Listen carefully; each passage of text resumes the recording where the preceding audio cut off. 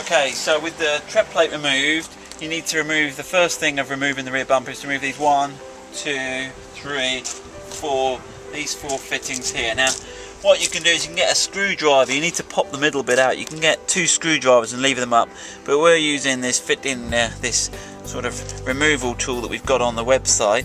And if you get it under there and lift it up a little bit, and then what you can do is force it under and actually lever that up, and it's quite a good tool for doing that. And that's the center part there, comes out, and then you can just gently get underneath and pull out the whole clip. So you can see it's one of these sort of, when you push this in, it expands the clip. So there's 4 of those to take out, so I'll take those out and then we'll come back. The next thing we've got to do is there's 2 screws under here and likewise on the other side, so they're just Phillips screws. Okay, so let me take a couple out on this side and we'll show you.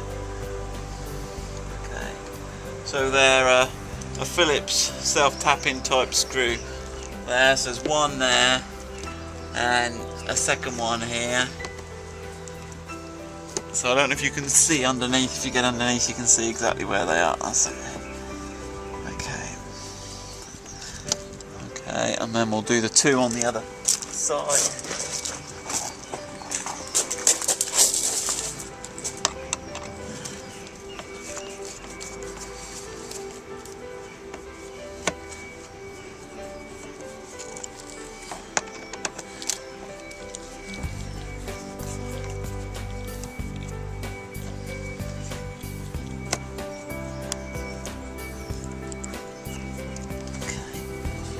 Right, and then we need to come round into the wheel arch area.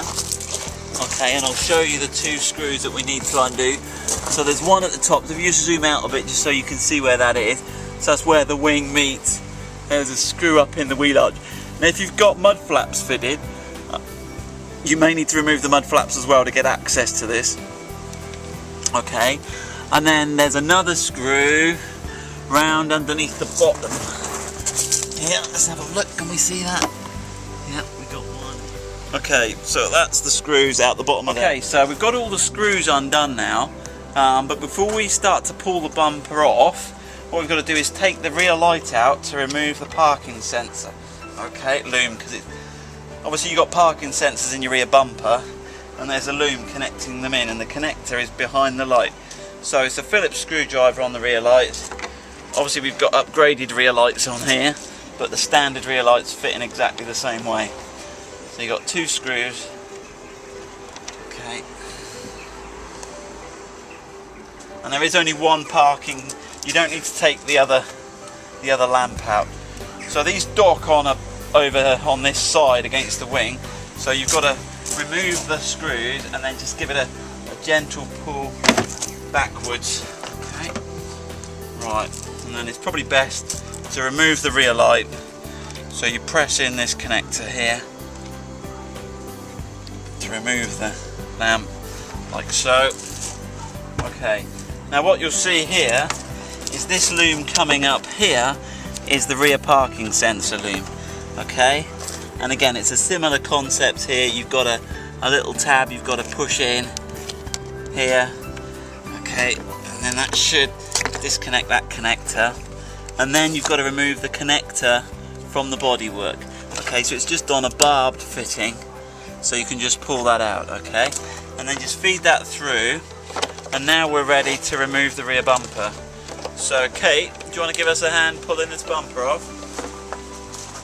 So what you've got to do is pull the 2 side panels out slightly and then move the bumper back. Obviously if you pull them out, it stops it scratching the paintwork, sorry. So if you pull those out and just slide it back, okay, and then you've just got to route this loom, just grab the loom there. So I've just routed it round the corner there, and then that's the rear bumper comes off complete with the parking sensor loom.